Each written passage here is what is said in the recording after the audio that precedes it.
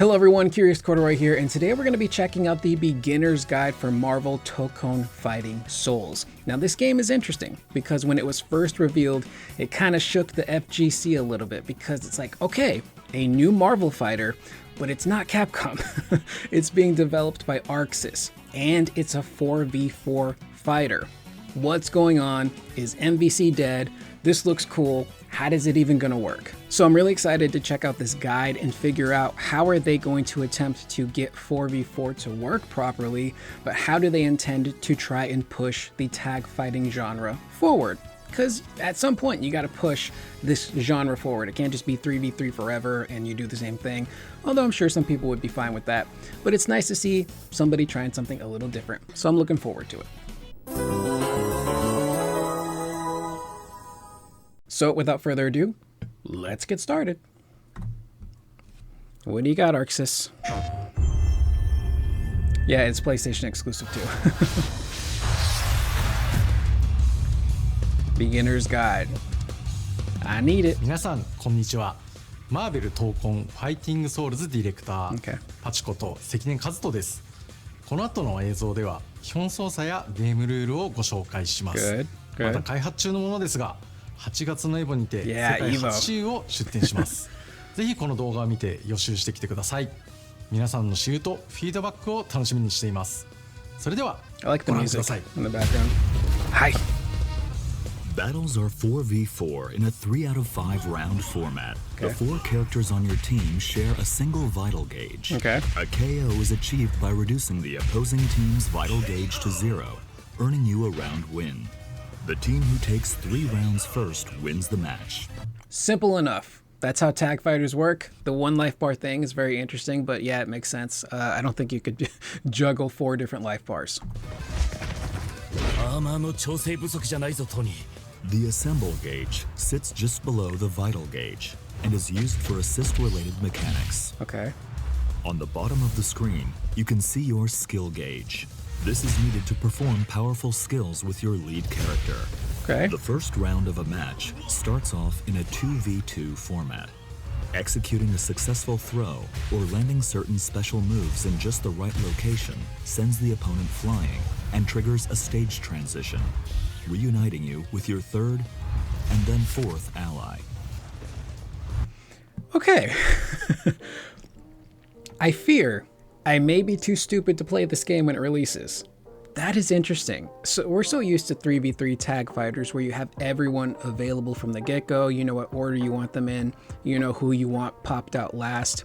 This is interesting. So you start off 2v2 and there's a gnat flying around. 2v2, but in order to get the rest of your squad, you need to fulfill certain requirements in a fight. And I think they said you got to land a throw, do a stage transition, or hit a specific move at a certain spot.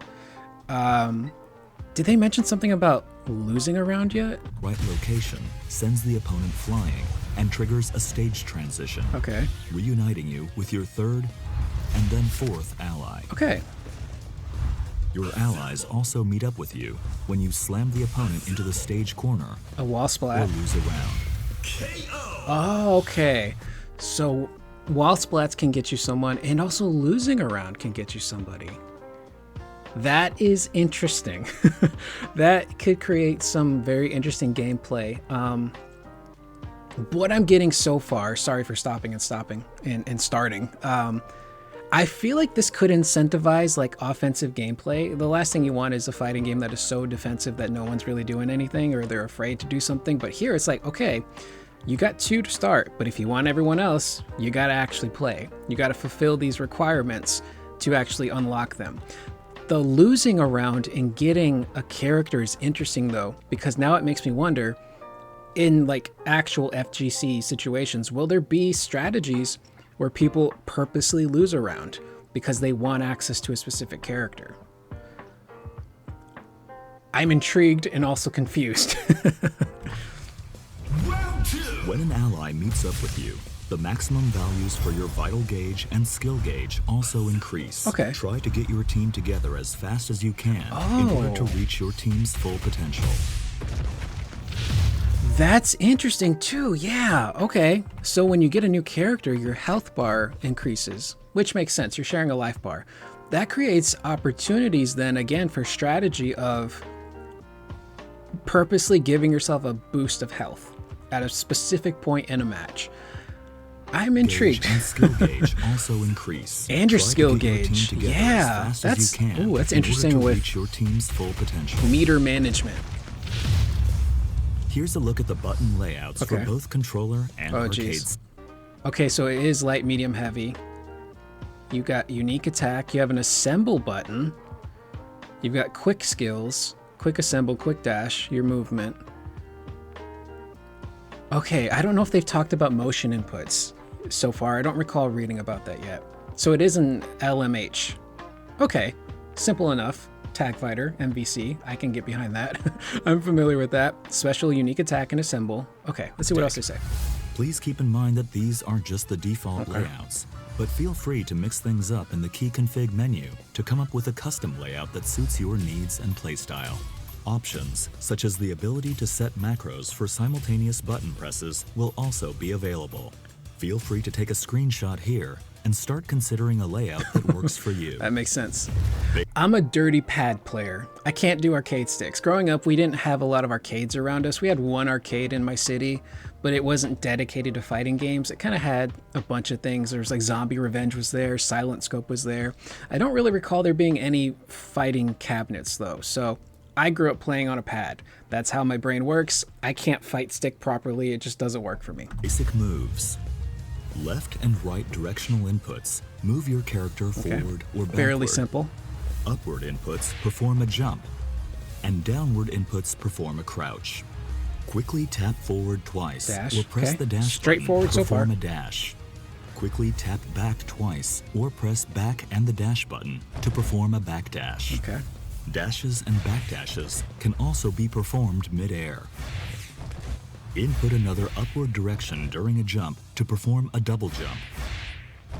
Quickly tapping down before jumping High from jump. the ground Yeah, I mean, like perform a high jump. MVC stuff that I'm familiar block with. the opponent's attacks by inputting Hold the back to block. direction. Okay, I like that. Back while standing performs a standing block. Yep. Down and back performs a crouching block. Okay. And back while jumping performs Yeah. an aerial All the block. movement and blocking stuff very straightforward. There are 3 types of normal attacks: Light, medium, light, heavy. medium, and heavy. Gotcha. Each attack has variations that can be used while jumping or crouching. These attacks can also change when combined with directional inputs, such as pressing forward and heavy or down and heavy in midair.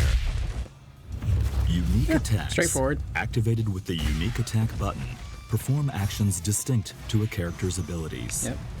Captain America throws his shield in a special trajectory. Iron Man fires his repulsor blast. Repulsor blasts. Ms. Marvel extends her arm to move. Storm creates a gust of wind across the screen. Star-Lord swaps the element in his element gun. Combined with the direction Dr. button Doom to swap creates elements. a shield that defends against projectiles. Sick. Some characters' unique attacks feature variations when combined with different directional inputs. Each character has their own. Okay, so there's a special button, or the unique button, which can change with direction. Fairly simple, straightforward. I am still curious about motion inputs if they're going to do that. set of special moves called skills. You can perform a variety Quick of skill, skills using different combinations of directional inputs and the skill button. Press the skill button, medium, and a directional input to perform a variation of that skill. Pressing the skill button, heavy, and a directional input costs you 25 skill gauge, but allows you to use the EX version of that skill, called an extra skill. Okay. Skills are not limited to the skill button. Okay, here we go. Command inputs can also be used to I perform like it. skills. Skills performed with command inputs deal slightly more damage. Okay. Yeah, that's how, oh geez, was it DNF Duel? DNF Duel did that. I'm sure other games have probably done it too, but the last one I can remember was DNF Duel, where they gave you the option if you wanted to do a directional with a special button, you could do that, or you could do the motion inputs. And if you did the motion inputs, you would do more damage. I like having options. my brain defaults to the motion inputs because that's what I know. That's what I've been using since I was a kid. So I like that they put both in there. It makes sense. You want it to be approachable, but you want the people that have, you know, not necessarily more skill, but just more experience playing fighting games to have the motion inputs there. I like that they do that. I like that the motion inputs do more damage. It's more incentive. Also, for someone who's new to playing these games, they may start off using just the skill button in a directional, but then they might get so into it that they want to do more damage and learn how to play the game, you know, even better, and now you've got the motion inputs there for them. I like that. It's options. Are Super powerful skills. special Okay. moves that cost 50 skill gauge. They can be activated by pressing the skill button, medium, and heavy simultaneously. Ultimate skills pack even more of a punch and cost 100 skill gauge. They can be activated by pressing the skill button, medium, heavy, and forward simultaneously. That's cool. So it's Both like different super level and supers. Ultimate skills Okay. can deal serious damage when worked into a combo. Yeah. Stars and stripes. Okay, so instead of supers, you just call them skills, and then there's this, instead of like having 3 levels to your gauge, they cost different amounts. Okay, it's just terminology is a little different. Attack allows you to perform a combo by pressing attack buttons repeatedly. Press light repeatedly to execute a light route combo. This combo calls in allies to perform a series of attacks before using a skill attack, sending the opponent flying. Press medium repeatedly to execute a medium route combo.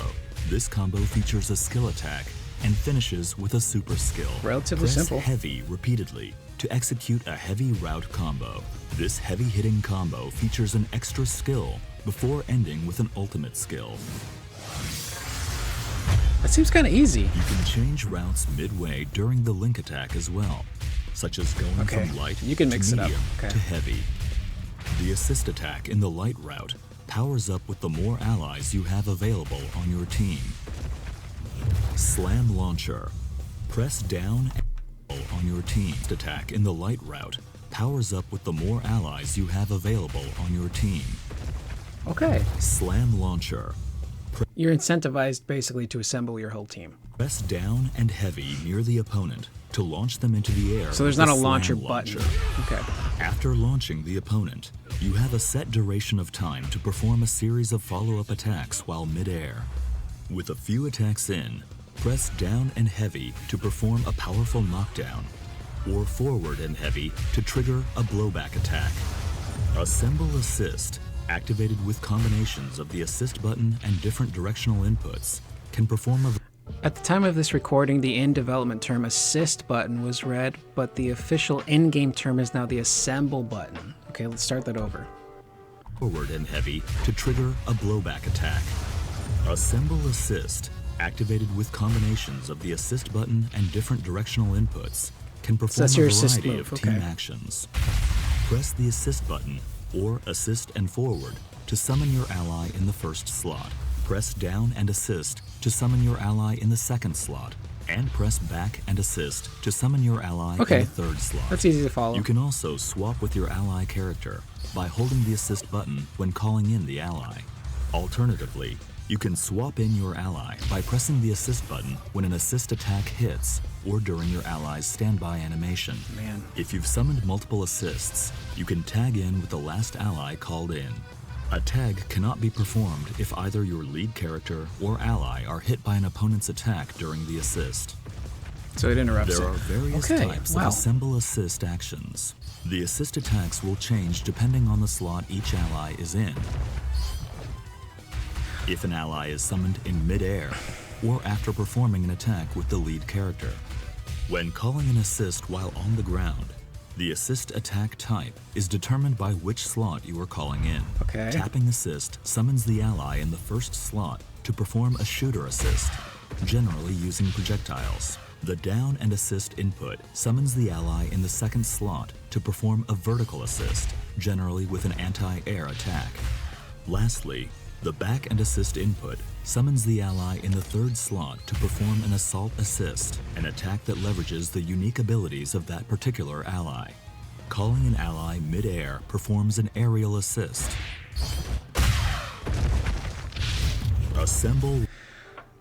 Like I said earlier, I fear I may be too dumb to play this game. So far, based on what we're learning, Tōkon's got a lot of systems to remember. I'm sure once you actually start playing, it won't be so bad and you start to memorize what each of the slots do, but there's so many options. It's not just on the ground, it's in the air. It's not just in the air, it's what position is your assemble character in. Wowzers. Rush. Pressing assist after your lead character lands an attack brings in an ally to perform a lunging attack. This costs 1 bar of assemble gauge, but it is highly versatile to keep a combo going or to cover for a blocked attack.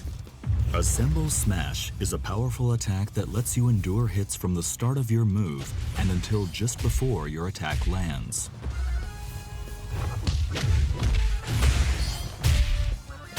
On contact. Oh, let's go back.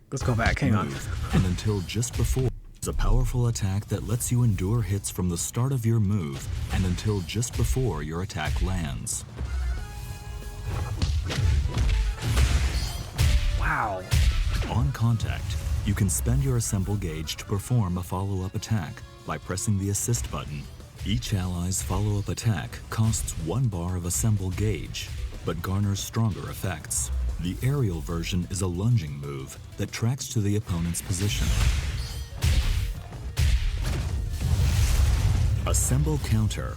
Press assist, light, and back simultaneously to perform an assemble counter. There's counters? This costs 1 bar of assemble gauge to activate, but endures attacks directly after activation and performs a counterattack with an ally. Use this with caution though, as it leaves you vulnerable if it whiffs. Okay. Super Assemble. Pressing a direction and assist during a super skill calls in an ally to perform their super skill. After the attack, the called-in ally will be swapped in as the lead character.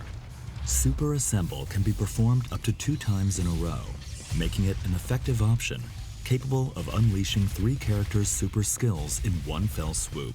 It costs 50 skill gauge each time to activate, so keep an eye on your gauges when you go for it. So you can literally just follow up with your whole team if you've got the skill gauge points.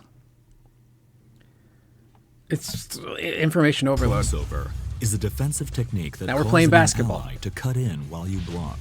This can be executed by inputting assist and light while blocking, and is a great option to go on the offense, as it lets you interrupt the opponent's attacks. However, the opponent can counter this with their own crossover reflect. Crossover reflect can be performed by pressing assist and light during the opponent's crossover. If you execute a crossover reflect at the last moment, this becomes a perfect reflect and triggers a counterattack against the opponent and their ally. Mastering the timing to execute a perfect reflect is quite challenging, but if successful, it prevents the player from summoning assists for a duration, giving you the upper hand. This mechanic can be tough to master, but give it a shot once you get a hang of the controls. いかがだったでしょうか? So hang on, there's like 2 types of counters? Assist and light reflect. And so as a great crossover. This can be executed. A defensive technique that calls in an ally to cut in while you block. This can be executed by while you're inputting blocking. Assist and light while blocking, and is a great option to go on the offense, as it lets you interrupt the opponent's attacks. However, the opponent can counter this with their own crossover reflect. Crossover reflect can be performed by pressing assist and light during the opponent's crossover. If you execute a crossover reflect at the last moment, this becomes a perfect reflect and triggers a counterattack against the opponent and their ally. Mastering the timing to execute a perfect reflect is quite challenging, but if successful, it prevents the player from summoning assists for a duration, giving you the upper hand. This mechanic can be tough to master, but give it a shot once you get a hang of the controls. いかがだったでしょうか? よりエキサイティングな体験を提供できるようスタッフ一同全力で開発に取り組んでいます。世界初私有となるエボでのトライアル版をぜひ楽しんでください。マーベル闘魂ファイティングソウルズはプレイヤーの皆さんと一緒に育てていきたいと思っています。皆さんからの忌憚のないフィードバックをお待ちしています。また今後の発表を見逃さないよう各種 SNS をフォローしてください。それではエボでお会いしましょう。最後までご視聴ありがとうございました。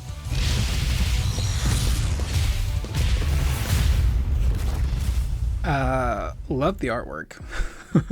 Okay, so there's a lot going on with this game. There are systems on systems on systems. I was particularly like, hang on, I can do counters, but then there's crossovers. What's a crossover? This was cool. The super assemble, being able to basically time it just right and bring out your whole team to do an attack. That's pretty sick. The biggest takeaway, they're doing a lot. Crossover, yeah, this one was interesting. So this was more of a defensive counter, right? While blocking, you bring someone else in, they can hit, but if you mess it up, then you're locked out of your assists for a specific amount of time if you whiff it. There are so many systems here to try to remember, and it makes me curious, how big is the roster going to be then? Because at most you're going to want to at least learn one character, but then you need to know what the other 3 characters do in the assist spots. And granted, they are designated spots: anti-air, shooter. I forgot what the third one was, but yeah, there is, holy crap. I'm just kind of like taken aback with all of the mechanics. It's like information overload. But the biggest takeaway, I think, is like this will encourage like super offensive gameplay, like rush down type stuff, because you want to get your stuff in.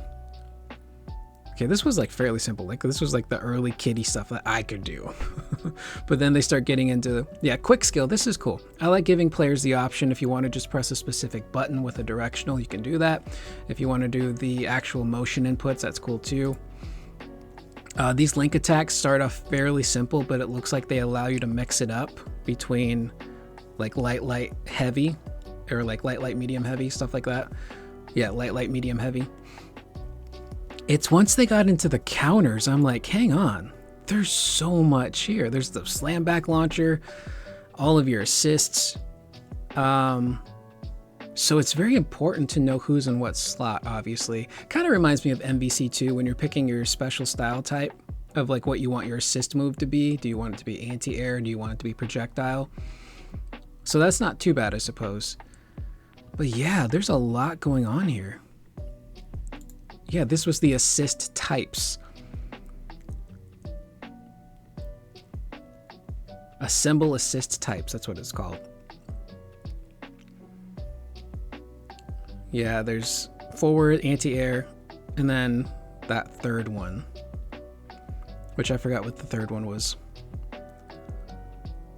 There's a lot to think about and to remember when playing a game like this. Let's unmute it. Summons the ally in the first slot to perform a shooter assist. Shooter, okay. Generally using projectiles. The down and assist input summons the ally in the second slot to perform a vertical assist. Oh, it's vertical, anti-air. What was the third one then? The first? Lastly, the back and assist input summons the ally in the third slot to perform an assault assist, an attack that leverages the unique abilities of that particular ally.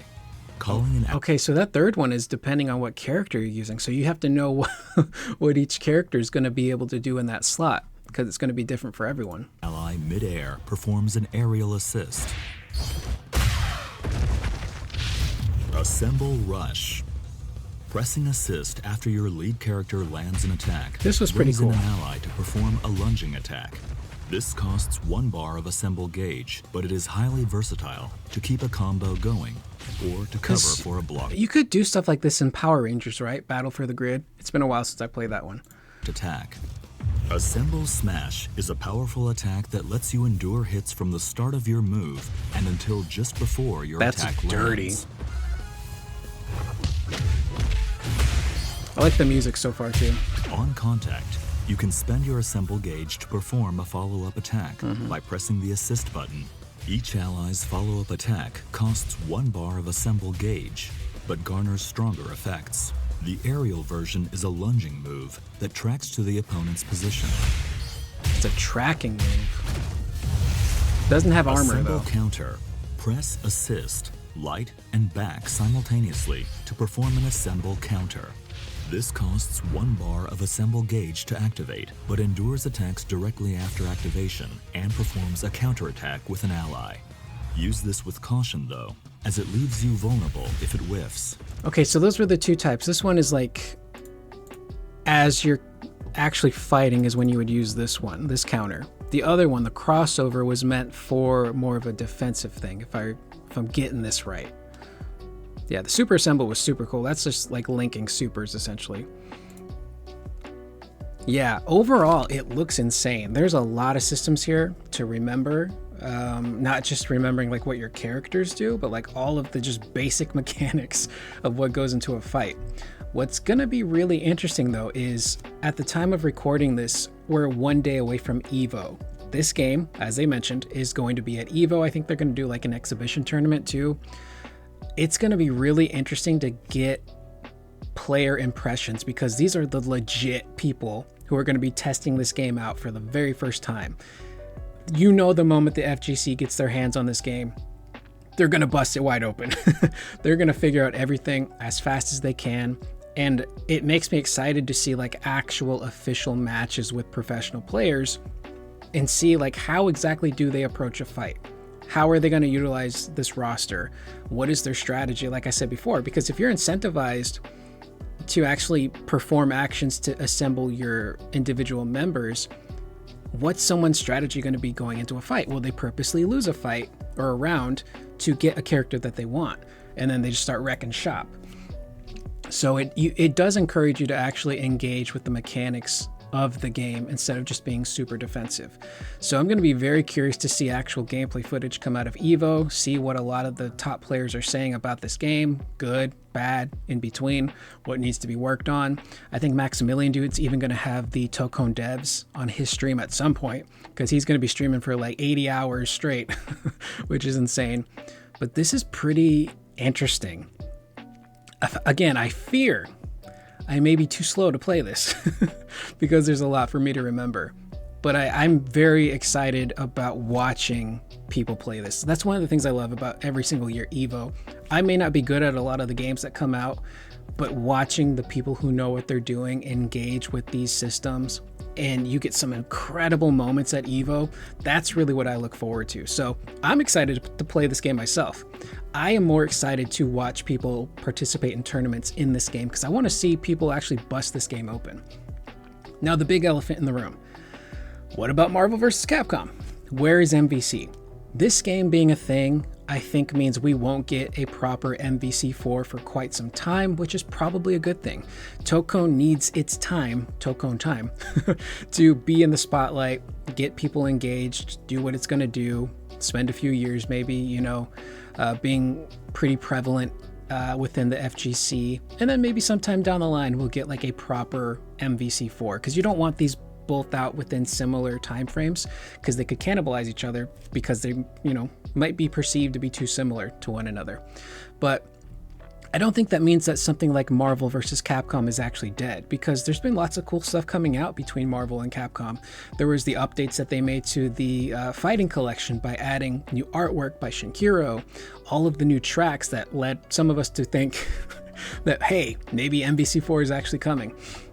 But they're doing cool collaborations and doing comic books and new artwork. They're releasing, I think, a line of action figures and collectible statues, all to commemorate MVC.